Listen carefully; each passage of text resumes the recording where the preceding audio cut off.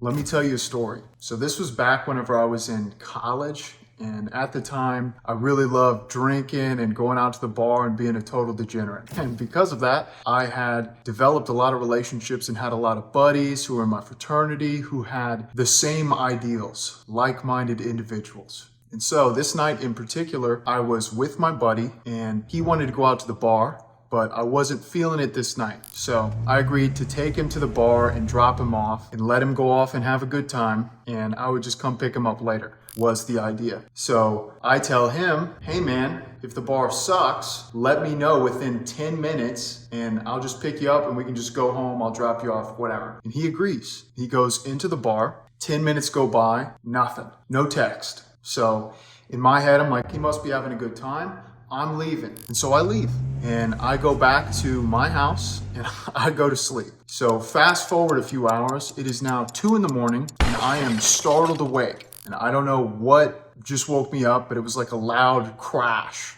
And I hear another like loud bang. This time it's coming from my window. And I get up and I'm wondering, like, is somebody shooting my window or throwing like rocks in my window? Like, what is going on? And I peer through the window and I see my drunk, degenerate buddy staring up at me from the front yard. And he's hammered. He's looking at me like, hey, Braden, how's it going? And he had been throwing rocks at my window to wake me up. And so I go down the stairs, I open the door and I walk up to him and I start to strangle him because he's got me in this pissed off mood because he woke me up in the middle of sleep. And he tells me in his drunken, hammered voice that his phone is dead and he needs to call an Uber and he wants to come inside my house to charge up his phone. I tell him, absolutely not. You're gonna stand right here and I'll go call the Uber for you.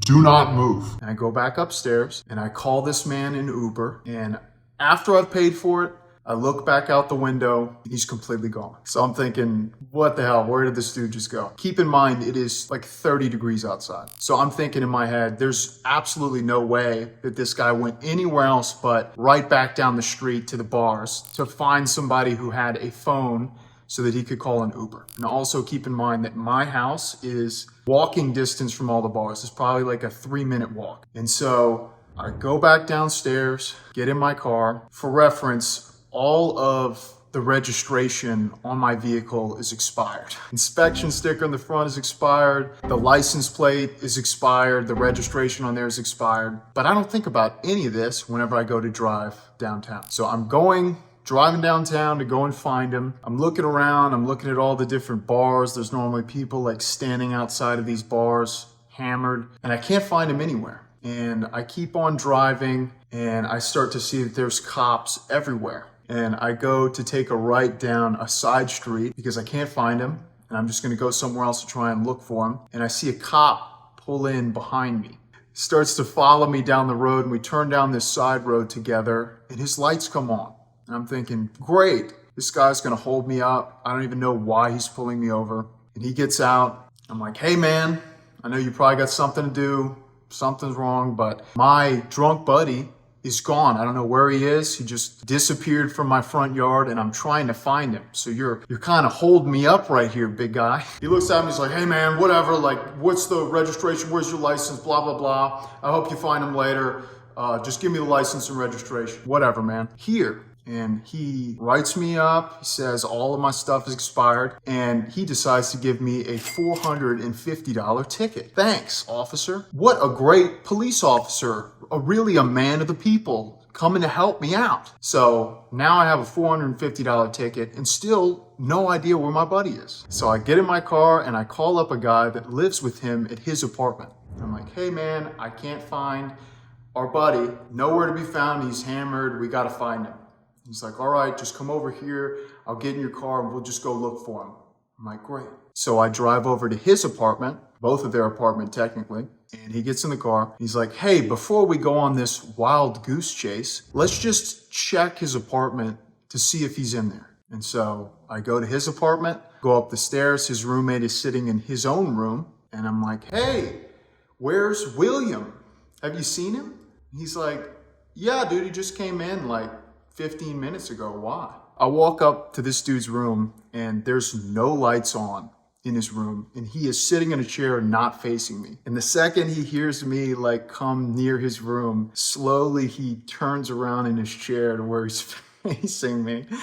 And I walk up to him and I just start strangling him like, "You idiot. Cost me $450. You're drunk, wasting all my time, waking me up. What is wrong with you?" To end the story, he never paid me anything. He woke me up in the middle of the night and cost me $450. Now, you may be watching this video and wondering, why is he telling me this story? The reason that I'm telling you this story is because if you surround yourself with the wrong people, it's going to cost you. Whether that's financially or waking you up or putting you in bad situations, being around the wrong people is going to cost you. The Bible says in 1 Corinthians chapter 15, verse 33, that we are not to be deceived, that bad company will corrupt good morals. And this Bible verse means that if you surround yourself with people who are degenerates, who are smoking, they're drinking, they're addicted to porn, they're lazy, any of those things, and that's who you hang out with on a daily basis, you're going to be the same exact type of person where you're drunk all the time, you're always in the bar,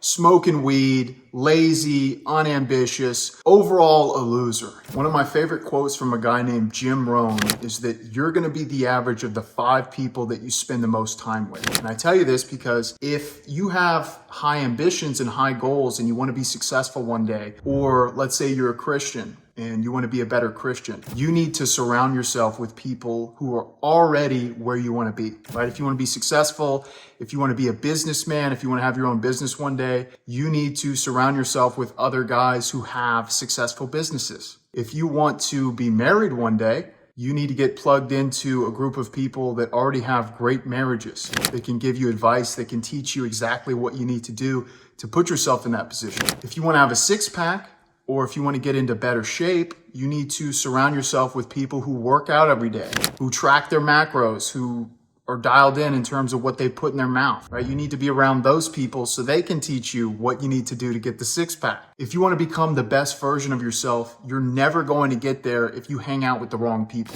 The Bible also tells us that iron sharpens iron. And this is why community and Bible study and being around strong believers is so important, right? The Bible also tells us not to forsake the gathering of believers because God knows how important it is to surround ourselves with other like-minded people so that we can push each other and help each other to grow and develop, especially as men. So the reason that I tell you this story and I tell you all this advice is because I realized how important it is to surround yourself with people that are going to push you, that are going to be direct with you, that are going to tell you what you need to hear and not just what you want to hear. In case my buddy William is watching this video, I love you, William. You're working out now. You're on a much better track than you were back whenever we were idiots in college. Overall, I hope that this video blesses you. I hope that you can find the right group of people to surround yourself with. And whenever you're around these people, really just pull as much information as you can out of them. Ask good questions, learn, take notes if you need to, and make the changes that you need to make so that you can grow and develop. So make sure that you surround yourself with the right people, get in the right friend group, cut off all the people that are degenerates, that are dragging you down. I hope that this video blesses you. If you enjoyed it, make sure to drop a like and subscribe to this channel if you want to know more about how to become a stronger man, a better Christian, a better friend, a better boyfriend, whatever. Overall, this channel is to help you develop as a man. You made it all the way to the end. You have an incredible attention span. Definitely stay focused on your goals, and I'll see you in the next one.